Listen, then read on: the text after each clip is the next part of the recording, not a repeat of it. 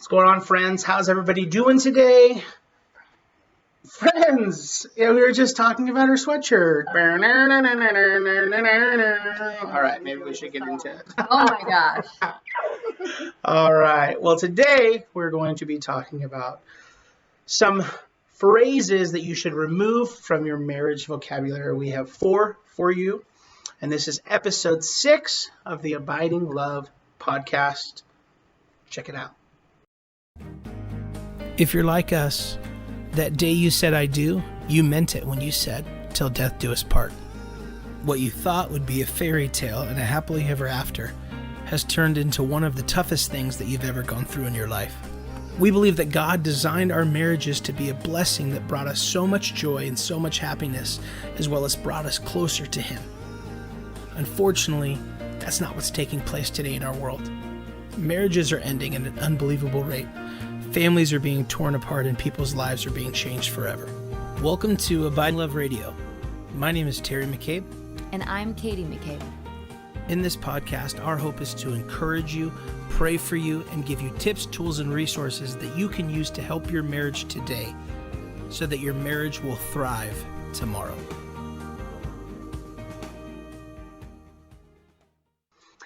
How's everyone doing today? I'm Terry McCabe. And I'm Katie McCabe. And this is episode 6 of the Abiding Love podcast. And just hanging out here with my bride, my beautiful bride. And we are wanting to talk today about a few phrases that we think you should just ex-nay from your vocabulary, pretty much in any circumstances, but especially with your spouse, right? And we're going to have 4 of them today. And just so you guys know, it's amazing. And we were just talking about this. Like if you, the things you put effort and energy into usually get better.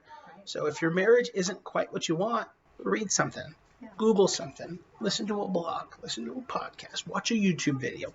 There's so many resources out there. Talk to someone who's going to encourage you in your marriage. Don't vent to somebody. It's a difference. What you put energy and effort into usually gets better. So that's what we do. That's how this whole process started for us. And then we just started sharing what we were learning with our peeps, with you guys, because we love marriages, love families, and want to see them thriving. And people were responding, right? People were loving just the encouragement. And it's amazing when we started doing this, how many people, it's actually sad, how many people we're just struggling. And it's just almost this, I don't want to say universal, as we do hear a lot of sweet stories, but it's very common that people are just having issues in their marriage. It's not quite what they were, even it just at this moment, it's not bringing them the joy they were hoping. So that's probably a good way. So we are hoping that this can encourage you, and maybe you're using some of these words in your marriage, and you can ex-nay them. Why don't you start us off, babe? So the first one that we have is the phrase, I'm busy. And I think that it's an interesting one because, there may be contexts where that's appropriate, but even I think of it in the context of our children, like how often is it like, I'm busy, and what that does. And so what I think it does, whether you're talking about parenting or you're talking about your spouse, like, babe, I'm really busy, is essentially, it's like if you're too busy, and this is a quote that we read in an article, if you're too busy for your spouse, then you're too busy. In other words, like, we need to be able to prioritize our marriage. And if that means that we reorganize the priority list a little bit, or reorganize like our scheduling, or, the way that we're going about our day, I've heard it said so often that like, we often leave our like leftovers for our spouse, like whatever's left at the end of the day is what we give to our spouse instead of giving them our best, because we just have so much on our plate all the time.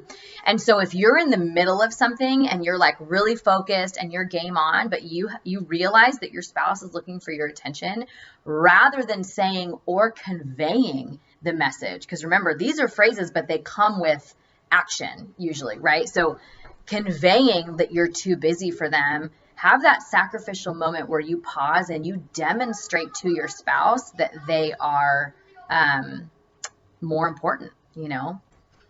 All right. Sorry about that. Sometimes we got to pause because We're not too busy for our we're not too busy for our kids. Yes.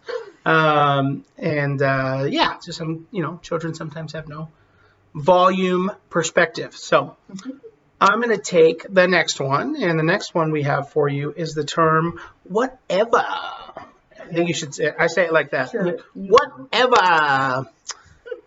No, it's whatever. Who cares? It is what it is. All those words are dismissive. And I will say I am guilty of this one a few times, maybe more than a few. But in reality, from a long-term perspective, it's not effective. Yeah. And I will just living proof when I say whatever, she's not a fan. So,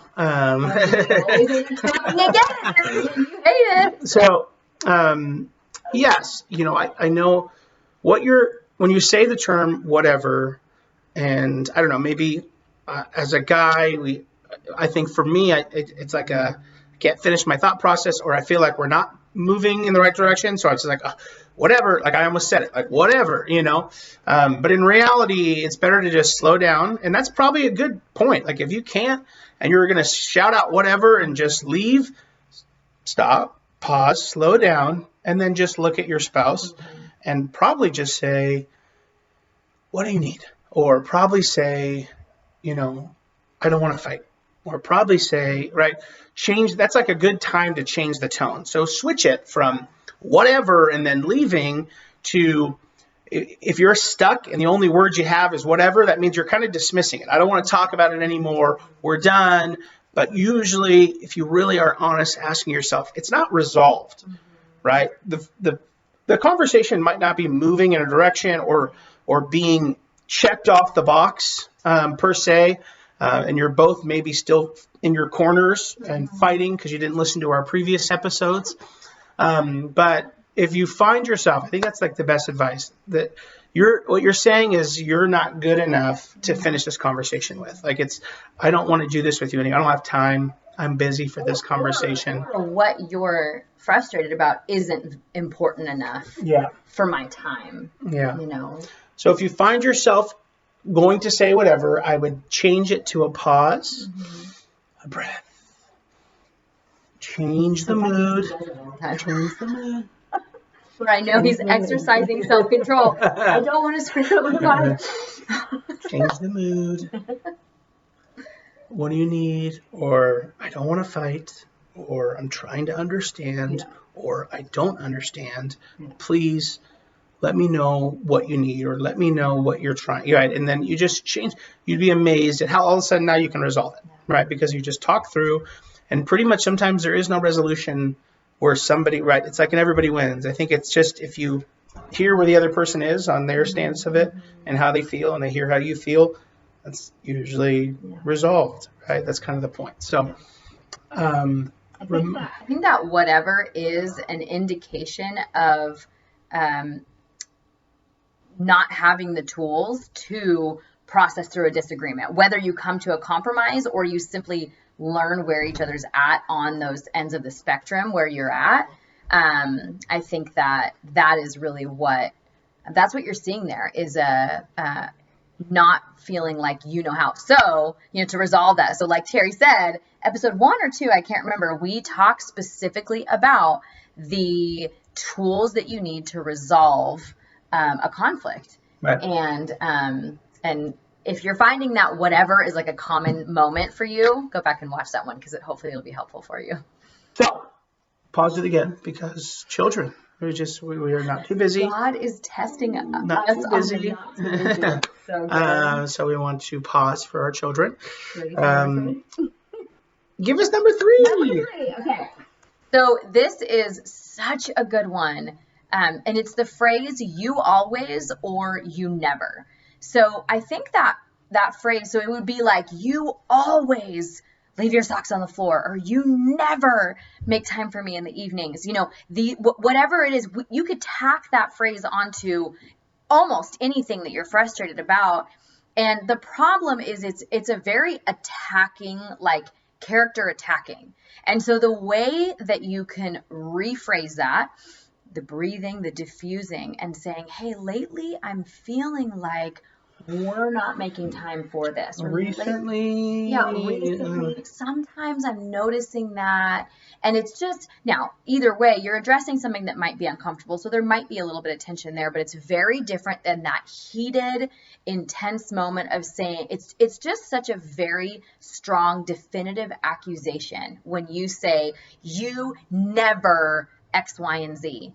Instead of, even when you say sometimes recently, right away, you're already acknowledging that there are other times where that's not a problem by saying, sometimes I notice that, and a tip when you're eliminating that and you're replacing it with, sometimes I noticed, or recently I noticed, you could, before you even say that, say, hey, there's been so many times when you've been so great at this, this, and this.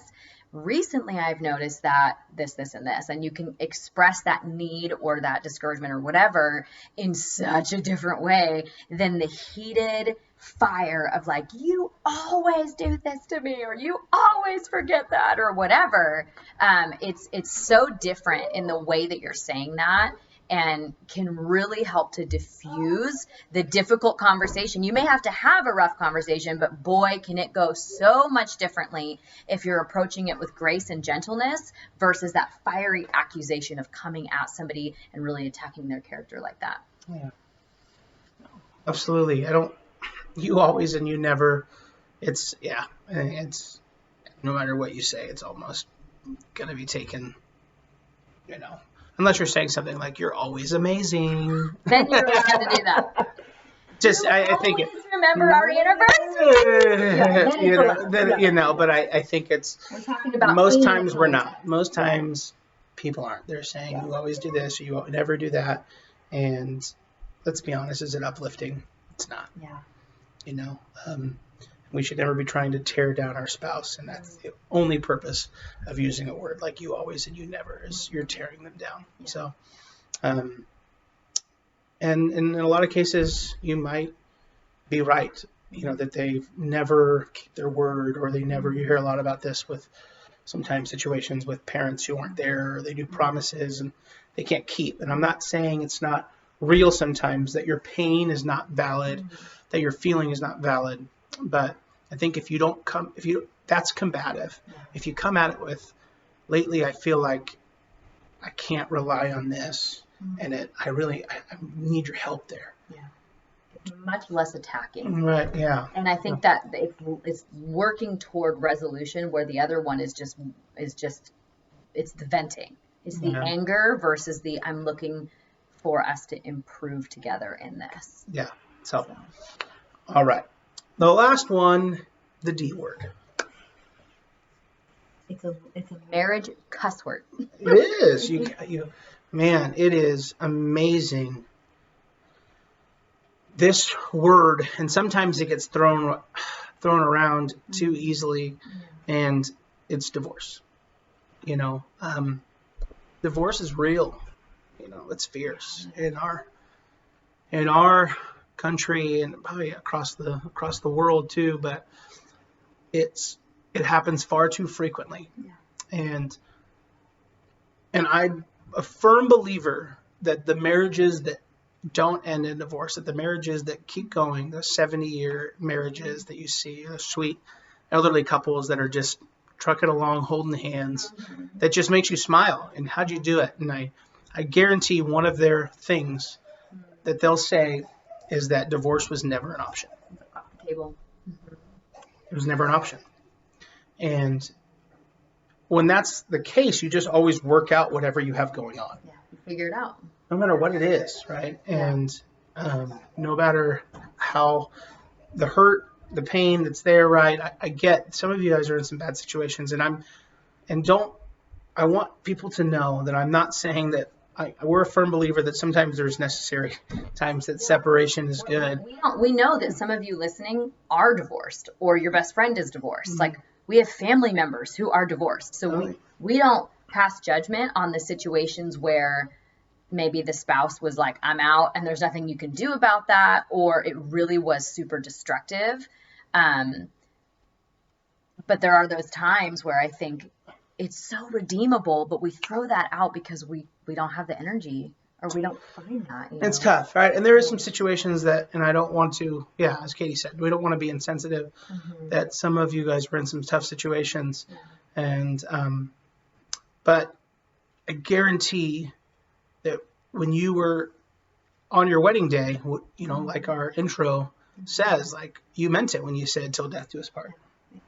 And if that was your model, you'd see more. If you have that, you see more. You'd probably see more marriages sustaining. I think too often we've made it easy in the society to just divorce. We've made it something where it's, and in some cases, people, it's just like, oh, we'll just get divorced, no big deal, and it should be a big deal. And as I said, there's a lot of situations out there that are tough and they're challenging. But if you have both parties willing and both parties having the mindset of we do not divorce, divorce is not an option, I think you'll stay together much longer, right? And if anybody, I guarantee anybody, those who are divorced, those who have been close, I guarantee the first time the other partner said that word, it was a dagger. Guarantee it. Why don't we just get divorced?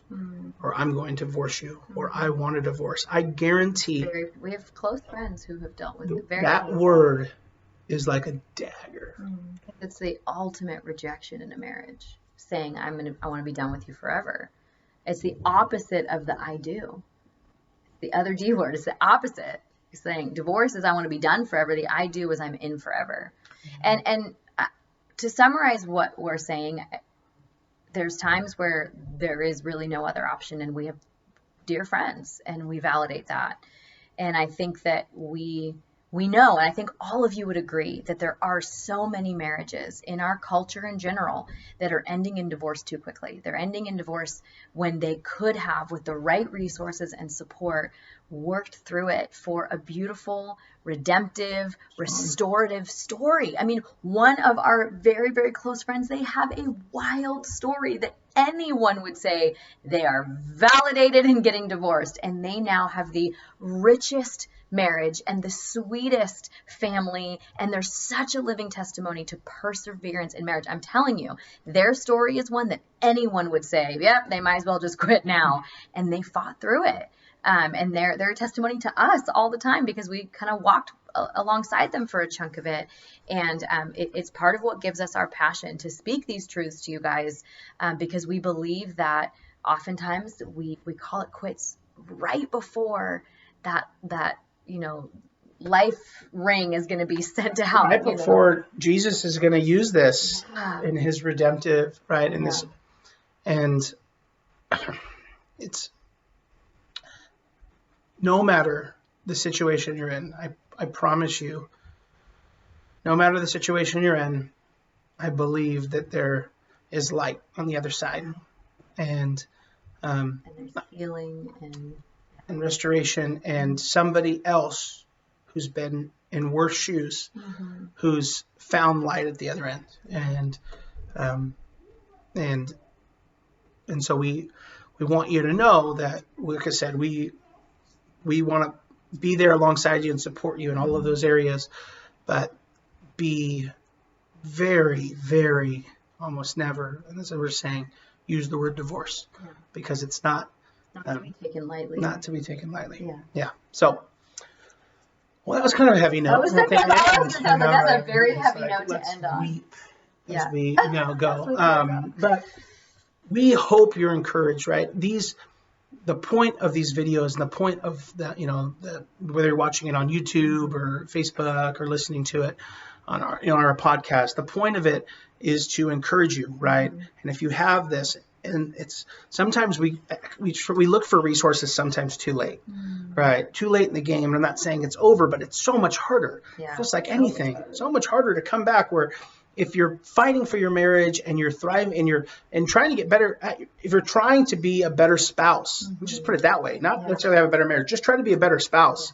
And if you're trying to be a better spouse, when things are good, when things seem okay, be a better spouse, you'll thrive, right? So we don't need to always run into resources when it seems like it's bleak, and so your marriage now. Yeah, man, your marriage can thrive. It can be so much joy, so much passion, so much fun, and so glorifying to God, and such a testimony to others around you who are like, man, what do you have? What's going on? I wish my marriage was like that. I need to do something about it, because this is where we were as a couple. We loved each other. We laughed. We cried together. We were intimate. We had fun. We dated each other. We told each other we looked beautiful. We bought gifts. Like, all of those things can be a part of your marriage right now. It doesn't have to be something that did happen. It can be something that's happening, and you can be thriving in your marriages. So sometimes it just starts with that little bit of intentionality, right? Yeah. So, hope you're encouraged. Hope you enjoyed episode 6 of the Abiding Love Radio, and we will see you next week. Happy Halloween. Bye, guys.